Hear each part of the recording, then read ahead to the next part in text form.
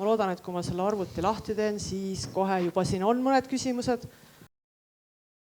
Ma võib-olla ikkagi esimese küsimuse küsiksin korraks ise, et kuna siin tuli juttu Eesti kultuuripoliitikast ja mina vaatasin sihukest dokumenti nagu Kultuur 2020, mis siis seni tänavuse aastani seda kultuuripoliitikat määras ja otsisin sealt sõna rahvusvahelistumine, et tore oli see, et kõikides valdkondades see oli mainitud.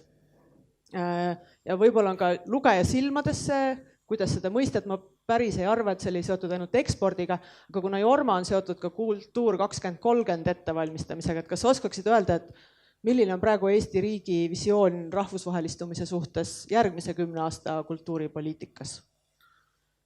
Minu panus Kultuur 2030 koostamisel oli siis teemajuhi roll, ehk et eelmisel aastal toimunud aruteludes veel 7-8 teise inimesega natuke aitsime neid diskussioone modereerida. No siin on üks paradoks. Kõik ütlevad, et rahvusvahelistumine on oluline, aga teistpidi on see ka nõrkus, sest et ei suudeta seda olulisust sisustada. Ja siin tekib 2 väga selget sümptomit. Esimene on strateegiline, teine on argieluline. Strateegiline sümptom on see, et rahvusvahelistumine vajab pikemat vaadet. Aga kui me räägime avaliku sektori pehmetest lubadustest, siis mitte keegi ei julge mõelda kaugemale kui 1 aasta või väga harva me kohtume sellised võimalusi. Muide, siin on ka kultuuripealinna laadse formaadi suur privileeg ja luksus, et me suudame planeerida mitu aastat ette. Ma arvan, et ka Eesti Vabariik 100 natuke seda püüdis tõestada. Ja teine, teate mis, on argieluline probleem, mis tundub võib-olla uskumatu, kui endiselt eksisteerib. Nimelt, kui rahvusvahelistusega tegelev inimene läheb oma vahetu ülemise juurde ja palub komandeeringut välisriiki selleks, et lihtsalt tutvuda oludega, et saada aru, mis seal toimub, siis öeldakse talle, et vabandust, puhkusimine kinni ei maksa. Ehk et ei tajuta ära, et see on töö. Mingisuguse väliskeskkonnaga tutvumine, süvenemine, nende kontaktide loomine, inimestega hommikust õhtuni seal vestlemine, läbikäimine, see ei ole lihtsalt puhkus. Et mina küll ütle, et ma neid komandeeringuid kohutavalt igatseksin. Need olid väga väsitavad ja rasked, aga endiselt nende ülemuste nägudelt käib nagu mingi vari üle, eks ju. Et mis mõttes ja vabandust veel, jumal hoidku, kui see koht on näiteks New York, eks ju, appi. Et see on ju tohutu ebaõiglus kõikide ülejäänud inimeste suhtes. Et sellest tuleb ka üle saada. See on mingi laste haigus, mille järelmitega me ikka natuke peame tegelema. Ma arvatavasti tulen isegi selle inimküsimuse juurde tagasi, aga võtame nüüd küsimused publikust, et Mart, kas eestikeelne popmuusika võib ka Euroopas läbi lüüa? Jaa, kindlasti. Oleneb, mis see läbilöök nüüd jällegi tähendab, aga kui võtta sealt samast, ütleme, šlaagrite kategooriast, siis Eurovisioonil on väga edukalt läinud just nimelt eestikeelne muusika Eesti poolt vaadates. Nii et mina küll julgustaksin sinna konkursile viima just eestikeelseid laule, sest see on eripärane, see kõlab hästi, on müstiline, Rändajad ja Kuula näiteks on väga head näited selle kohta. Siis Traadatak praegu flirdib väga jõuliselt just nimelt popmuusikaga. Mine sa tea.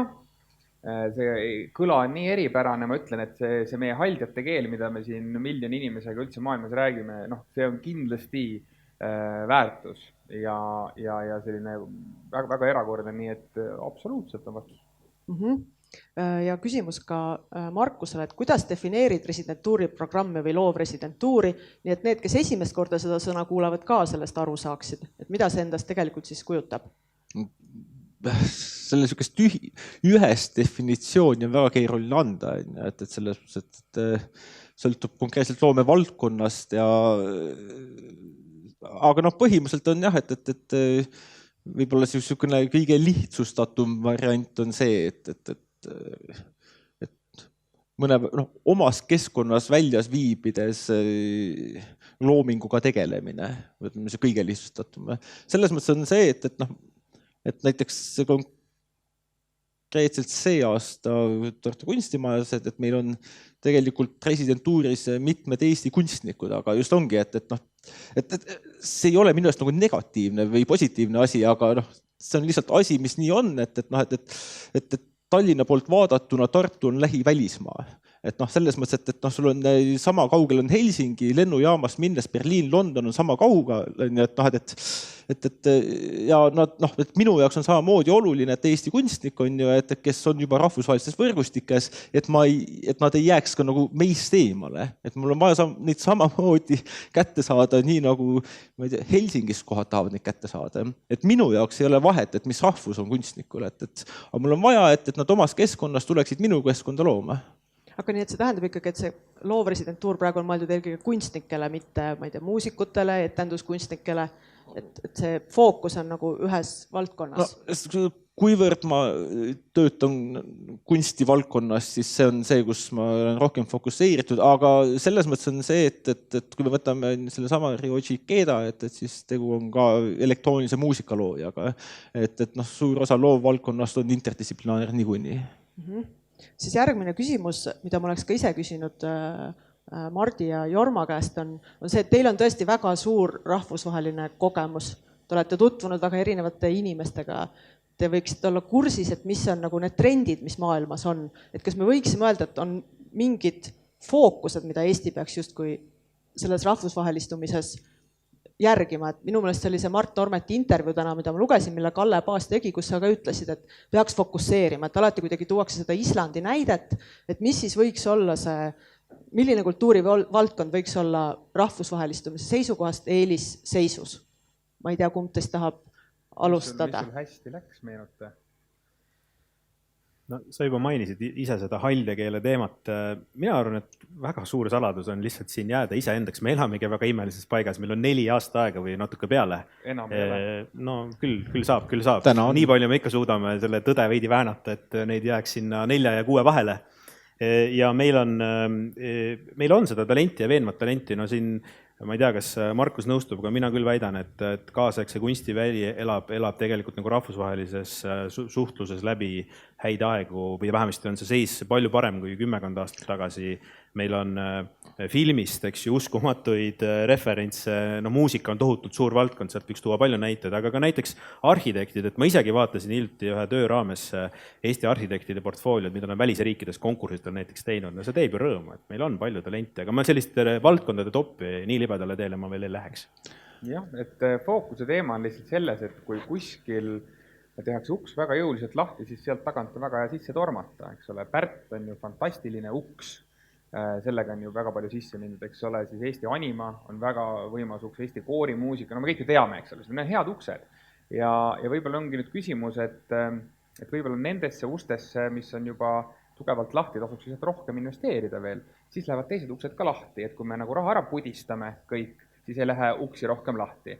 Aga äkki tuleb rohkem lükata neid uksi lahti, et sealt hakkab valgust paistma igale poole. Ja ma veel sellele lisaksin, et siin me peame ka natukene olema sellest oma egost üle ja vaatama tõesti jälle seda kordan ennast, aga seda pikemat plaani, et kui kellelgi on super mõte ja läheb vedurina ees, et me ei hakka kodust talle vastu töötama ja leiutama põhjused, miks mina peaksin seal selle veel vedurist natuke eespool olema, et võtta asju natuke rahulikumalt, küll tuleb ka kõigi kord, et lihtsalt seda pikka plaani kuidagi näha terviklikumalt. Ta peaks täiesti konteksti välise veel ühe remargi teha, et mis Islandit puudutab, siis täiesti uskumatu lugu on näiteks ju see, et Islandil on jalgpall nii edukas, et on maailmas pisemaid selliseid toimivaid riike, kus meeskonnasport on nii kõrgel tasemel. Et see on selles mõttes täielik absurd, ehk siis, et on võimalik ka väikses kohas tegelikult genereerida midagi, kui seda tehakse süsteemselt ja armastusega, siis genereerida midagi, mis tundub nagu täiesti ilmvõimatu. Siis väga huvitav küsimus, kas on üldse aega Tartu aastaks 2024 rahvusvaheliseks muuta? 4 aastat. Jah.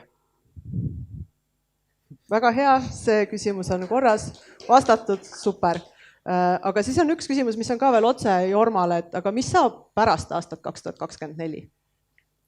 2025. Ehk et siin ei ole ennast üldse mõtet kuidagi piirata nende numbritega. Vaatame veel pikemalt, vaatame oma need talentide arenguid läbi põlvkondade, mõtleme hoopis suuremalt ja mõtleme nende eelduste peale, mida luua. Kui me muretseme nende eelduste pärast, siis küll see tulemus ka sünnib, et teeme seda pingutust nagu õige koha peal. Et see laager näiteks on hea näide, et see on formaat, eks ju. Me ju ei sea laagri eesmärgiks kindlat arvu, kindla edetabeli kohaga lugusid. Et me ei mõtle ju nii, me mõtleme ju kvalitatiivselt, me mõtleme, et mis keemia seal sünnib, seda keemiat on tarvis. Ja tegelikult, mida ta tõesti tegi ja sealt tuli nendest intervjuudest välja ka, tõesti enne need laulukirjutajad ei suhelnud omavahel. See on uskumatu lugu. Täpselt Eesti värk, panime nad kokku lihtsalt istuma ja praegu toimubki reaalne koostöö, on hakanud peale seda toimuma. Nii et kas või juba sellised nagu sisemised muutused tulevad mõnikord läbi selliste väliste asjade ja see on väga rikastav.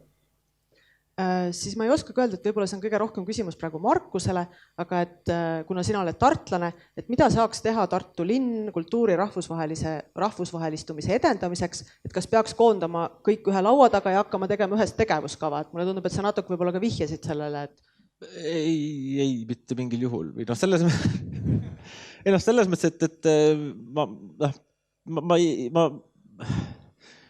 ma nimetan neid hellitavalt grupiteraapiateks, et kus kõik inimesed tulevad kokku ja siis räägivad oma ägedaid ideid ja siis kõigil hakkab kergem, siis lähevad laiali ja siis kõik loodavad, et äkki siis keegi teine teeb ja siis paari aasta pärast saavad uuesti kokku ja see kordub.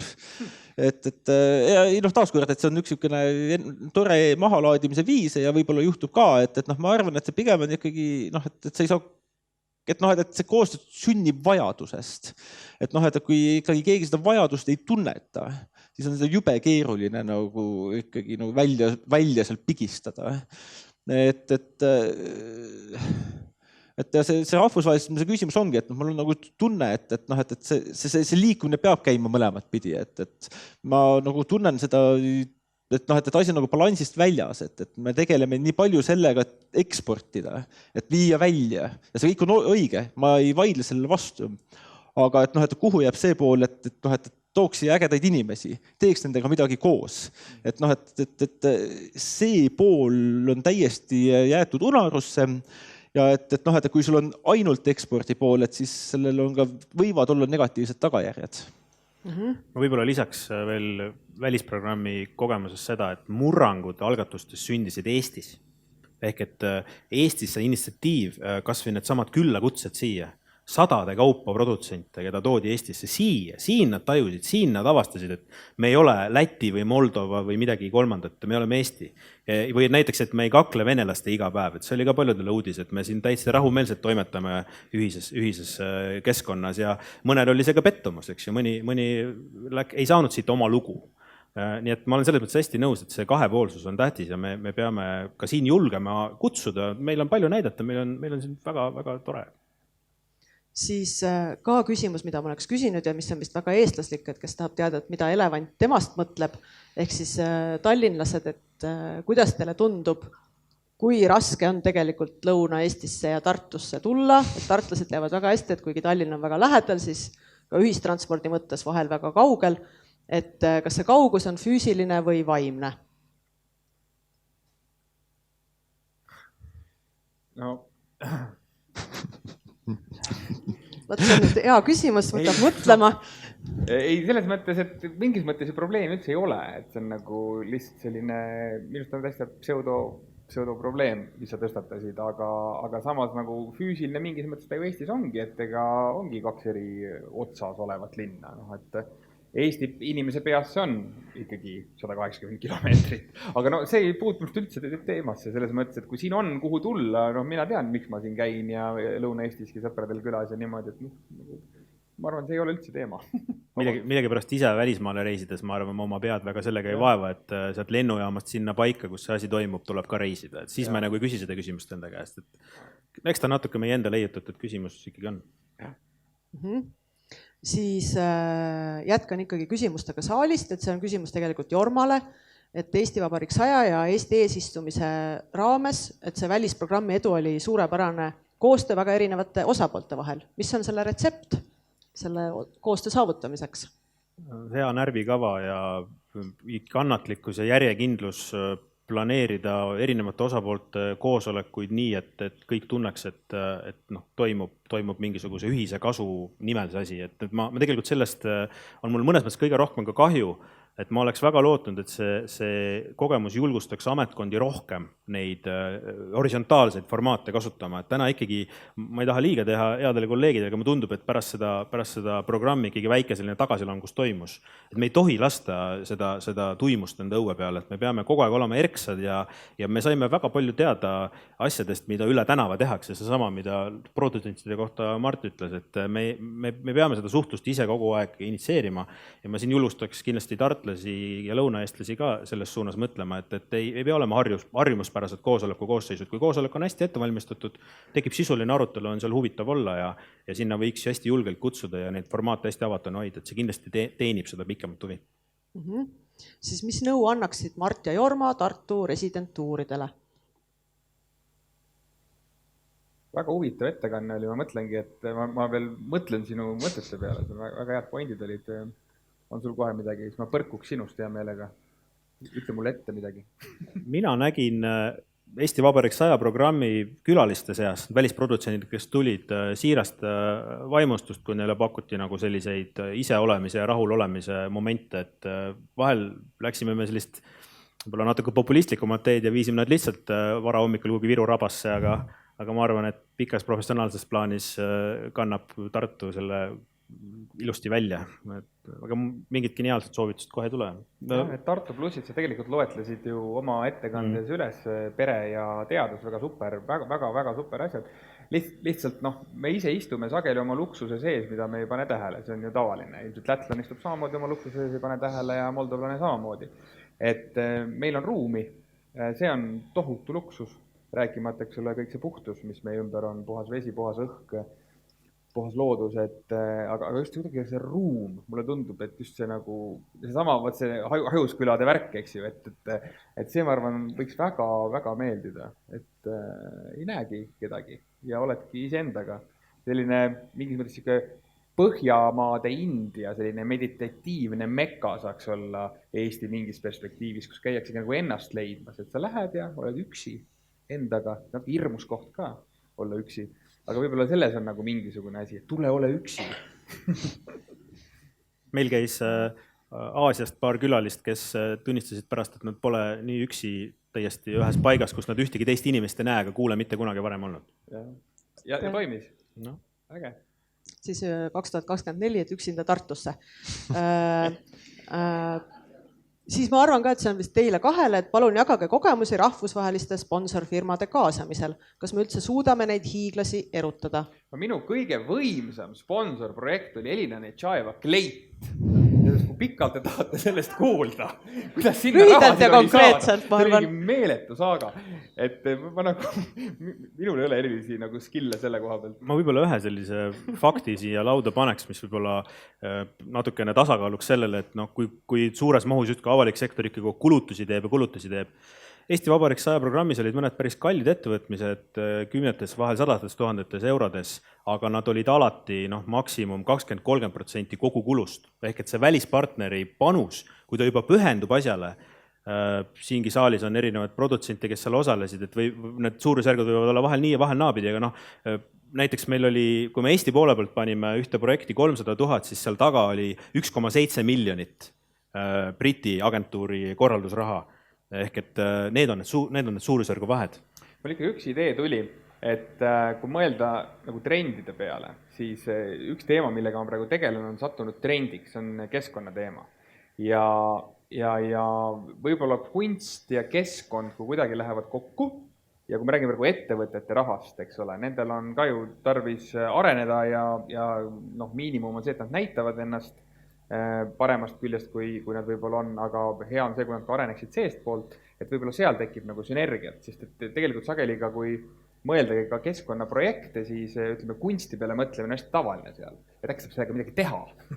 Nii et sealt võivad tulla nagu reaalselt sponsorrahad, kes nagu näevad, et näed, saame mingisuguse ägeda asja teha. Ja siit me küsiks edasi korraks ise, et see tähendab ikkagi, et oleks vaja kuidagi järgida ka mingeid trende, et keskkond on trend, võiks, et kui see kuidagi huvi pakub või sinna võiks liikuda või... See on nii lihtne asi on tegelikult sellega, et me võime siin, ma ise olen ka hästi rebel ja ilmselt see kostus läbi ka minu sellest jutust, et alati ei tasu kuulata, mida keegi ütleb ja nii edasi, aga mõte on selles, et kui on tagant tuul, siis lihtsalt on kiirendus nii palju suurem. Ja kui sa lähed selle trendiga kaasa, see aitab sind lihtsalt, nii lihtne ongi. Kas sellega ei ole hoopis vastupidi? Lihtsalt see oht on ju, et selle trendiga kaasamine ei ole nii palju, et sa kaod sinna müra sisse ära. Lihtsalt sa oled ju 1000, kes läheb trendiga kaasa, aga kui sa nagu valid mingi muu suuna, siis sa oledki võib-olla üks vähestest. Sellest on teoreetiliselt hästi raske rääkida. Sul on õigus, kindlasti on mul ka õigus ja kõigil on õigus, aga et see on nagu teoreetiliselt raske rääkida. Lihtsalt, et oleks nagu konkreetsed näite, et saaks hinnata, kus maal trend on, kas tasub peale õpeta või mitte ja kuidas ta orgaaniline on päeva lõpuks. Tegelikult on see hästi lai teema, aga pigem nagu kaardistama peab ikka või ära tajuma. Noh, muusikamaailmas ma võin jällegi öelda, on nagu elementaarne, tegelikult kui sa trendi ei tee, siis sa kuskil ei jõua tegelikult, ma ütlen popmuusikamaailmas. Noh, ma ei tea, võib-olla koorimuusikamaailmas ja kuskil on mingid teised loogikad, kus väga rebel olla, ma ei tea, paranda mind, kuidas kunstimaailmas on, aga näiteks jällegi popmuusikamaailmas väga rebel saab olla ainult väga kõrge klassi staar. Selles mõttes siis ta nagu müüb jälle edasi. Ta areneb edasi, kogu industri areneb läbi tema edasi ja kui sa oled B või C, siis sa ei saagi üldse rebel olla, sest siis sa teed valesti, sa lähed vastu, sa kukud allapoole. Ma ei tea, kas kunstis on see nii või mitte, nii et selles mõttes see trendivärk kahjuks ikkagi töötab selles meie süsteemses maailmas. Ma ei tea, kas on kunstis või lihtsalt trendid, millega peab minema kaasa? Absoluutselt on, et ega trendide vastu ei saa, lihtsalt on see, et ma tarbijana lihtsalt olen nagu, et kui ma näen nagu 10. trendi järgivat näitust, siis ma läheb kuskile.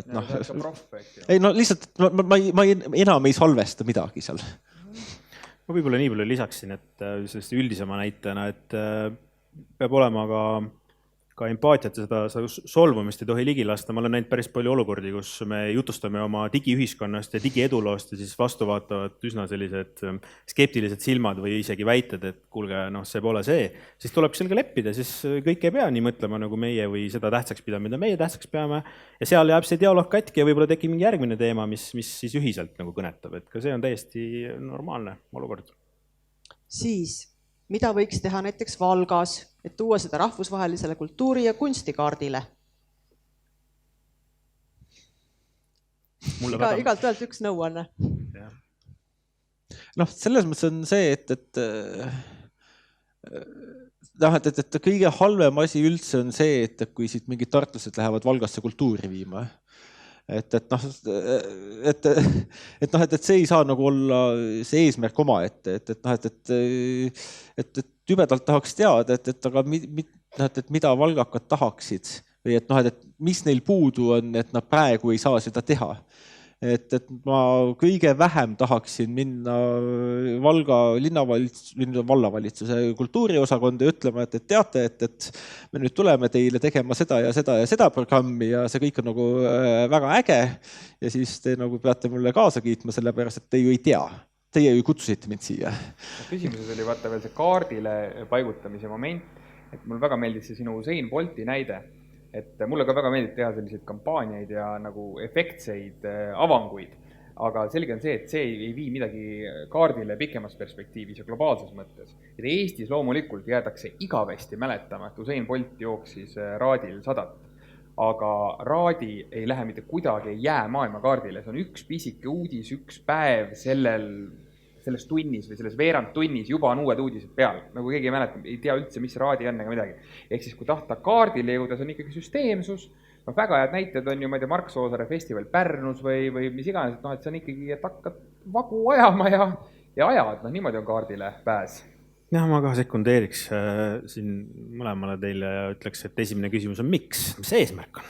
Et millest me puudust tunneme? Kas me tahame rohkem rahvusvahelisi inimesi sinna toimetama või me tahame ise olla rohkem kuidagi kursis või näeme, et kuskil on tehtud midagi õigesti, mida me tahaks kuidagi enda elukeskkonda juurde saada. Võib-olla on ka mõned kohad, mis on täitsa mitterahvusvahelised ja toimivad sellena ülifenomenaalselt ja saavad ühel hetkel selle tõttu rahvusvaheliselt väga tuntuks. Ja selles mõttes, et ma arvan, et fantastiline mälu, et see, mida Valga linnaga arhitektuuriliselt mõttes tehakse, Valga peaarhitekt, et kuidas me tegeleme kahaneva ja väheneva linnaga, et see linnaruumi eksperiment, mida nad teevad, et ma lihtsalt, see on kindlasti üks viis, et julgemalt buldooser käima ja et tulevadki põllud ja nii ongi. Et see on kindlasti üks neid näiteid, mida tullakse vaatama. Juhul, kui nad teevad seda julgelt ära. Et kui jääb siukene illitsetult, et me siit natukene siit kõpitseme ja sealt kõpitseme, siis arvatavasti seda efekti ei ole. No, et siin ikkagi see pakendamise teema tuleb üks hetk kindlasti mängu ja Valga on väike koht ja Valgale peaks tekkima mingisugune märk, aga selle märgi peaks olla konsensuslikult ja mingeid egosid alla neelavalt nagu hakkamagi kujundama ja looma ja uskuma, et see on hea. Võib-olla tasub nagu startup maailmas proovida kõigepealt natuke erinevaid pisimärke, et milline nagu läheb ja siis, kus on tagant tuul jällegi, see on see märk ja kus on siis ütleme selline sädeinimene, kes on suuteline seda 15 aastat, 20 aastat, 30 aastat vedama, et niimoodi see tuleb orgaaniliselt, aga märki on kindlasti vaja. Absoluutselt, et kui Valga on kahanev linn, et kui nad võtaksid eesmärks, et Valga linn, mida 2100 enam ei ole, siis kõik tahaksid tulla vaatama, et mis on see linn, mis vaikselt ära kaob, kuidas iga aasta maja haaval buldooseriga maha tõmmatakse ja et sul on kohe mingisugune... Väga kõva idee, et nii et saitegi vastuse, palun, et Valga... Mina mõtlengi, et mulle õudselt meeldib siuke attitude, et jumala hea idee, kohe teeme ära. Et kui saaks Valka tulla praegu maju maha võtma. Ei, no lihtsalt ongi see, et iga kord, kui plats puhtaks tehakse, siis saabki nagu panna siuke diagrammi, et nüüd läks jälle 0,5% Valgat ära, on ju, alles on jäänud 60%. Siis oleks nagu eriti abiks, ma ei tea, kellele seda küll öelda, inimloomusele, aga võt sellele mõttele võiks mitte enam järgneda koosolek, vaid juba tegevus. Et nagu päriselt ka, et niimoodi nagu asjad sünnivad. Jumala hea mõte, puhas mõte, kristallne mõte, teeme ära. Ma küsiks võib-olla nüüd, äkki see jääbki viimaseks küsimuseks, aga et praegu on kuidagi räägitud sellest loomisest, aga mina tahaks rääkida ka sellest, ärme kasuta sõna tarbijast, aga sellest vastuvõtjast või see, kes peaks seda rahvusvahelist kultuuri, mida äkki siis siin 2024 Tartusse tuuakse, ka selles osalema. Ja kuigi te tõite selle Usain Bolti näite, siis ja võib-olla maailma mastaabis see ununeb, aga näiteks ma arvan, et see Metallica kontsert Tartus, et paljudele tartlastele see lihtsalt kuidagi tõestas, et me elame ka linnas, kus saab teha asju, millel on rahvusvaheline tähendus, et võib-olla maailma mõistes see ununeb, aga et meie enda jaoks see võib-olla ei unune või me näeme, et see on võimalik. Aga need nüansid, need sildid, eks ole, mis Metallica ise kaasa võttis ja kõik, see oli nagu nüüd next level asi. Ehk siis, et see ei olnud mitte lihtsalt, et ta jookseb ära, vaid ongi, et nüüd ta võtab selle kaasa endaga. See oli nagu ülikõva. Aga ma tegelikult küsiks ikkagi täpsustavalt veel lõpetuseks seda, et kuidas, et nõudlus ja pakkumine on seotud, kui ma ütlesin alguses, et meil ei ole väga palju rahvusvahelist pakkumist Tartus, siis võib-olla pole ka inimesi, kes tahaks seda vaadata, kuulata, mis iganes lugeda, et mida selleks teha, mida selleks saavad teha inimesed, et kutsuda tegelikult tartlasi seda rahvusvahelist kultuuri siis nautima. Kuidas jõuda selle publikuni?